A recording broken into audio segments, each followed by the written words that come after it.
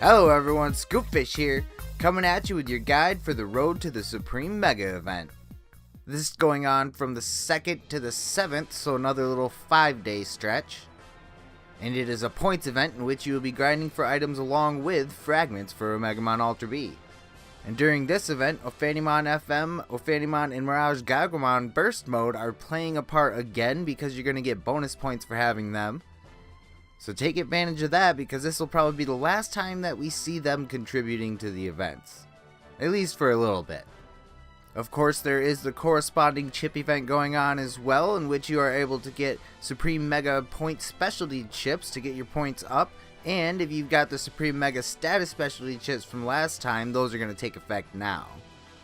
If you're lucky enough like me to get a Genkumon or a Jessamon, last event, the capture, I was actually lucky enough to get a Genkumon +1, my first awakened Digimon that I've gotten out of any capture so far, so woohoo there.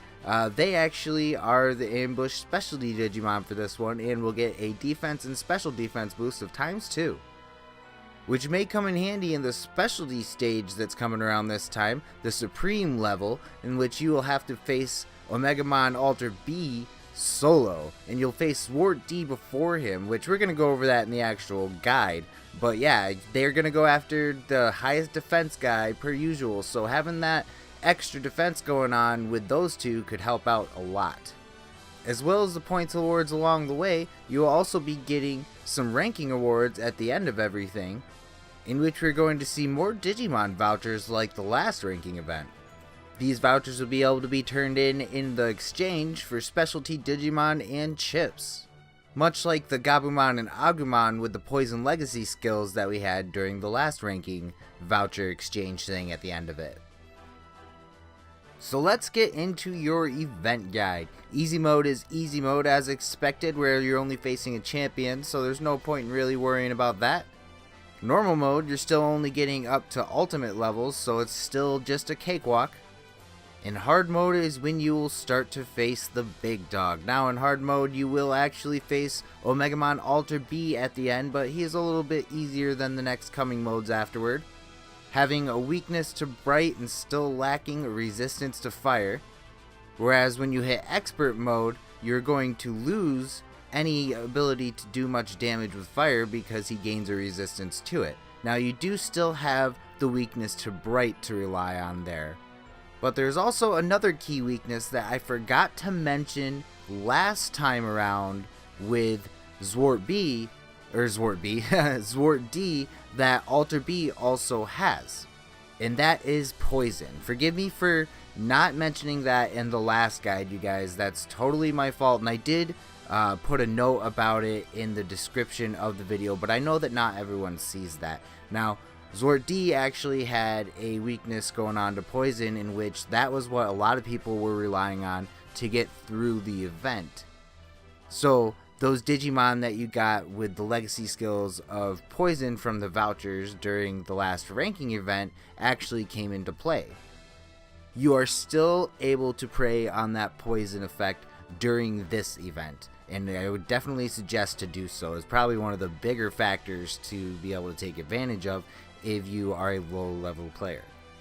Because when you get to intense mode, he actually loses any of his weaknesses as far as type advantage, and poison is the only thing that you're really going to still be able to focus on if you had that going on last time. Now he does have also weakness to sleep and paralysis, but that's not going to be causing as much damage going along the way. Now do keep that in mind as you're able to use that as an advantage. And I know that I don't normally cover any of the other status effects that are a weakness when it comes to these guys, but it's not normally such a big factor when it comes to the high tier intensity levels of the quests. This time around it did, and I failed to mention it during last quest for you guys, so I sincerely apologize for that. Now you will be facing both Sword D, lacking any weaknesses as far as the type effective, and Alter-B, both with the same weaknesses and resistances and status weakness, whatever stuff going on.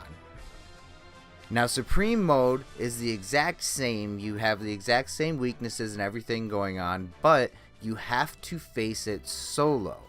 So my best advice is have dark resistance, abyss resistance, use bright attacks or neutral attacks, and focus some on the status effects that he's weak to, mainly poison, because mainly that's what a lot of people have as it is, and that's going to be doing damage to him the entire time while you're able to focus on your team. If you're able to focus on your team. I know that not everyone has Heal 2 going on or Dynasmon going on, stuff like that.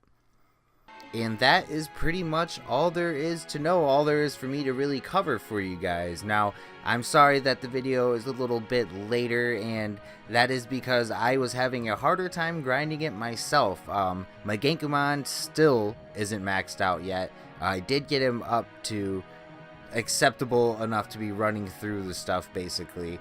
But I got him up there, and I had to rely on stamina and waiting for Digistones for getting the chip, but I'm a little frustrated because it looks like I'm probably not going to be able to get Alter-B. So Alter-B requires you to have just as many Zwart D fragments as you do Alter-B fragments to digivolve Zwart D into him. So you have to grind twice as many Zwart D fragments as you did during the last event, which at least is still going on, if you want to be able to get Alter-B. And I don't see grinding out another 14 with my current lineup while doing the ranking event.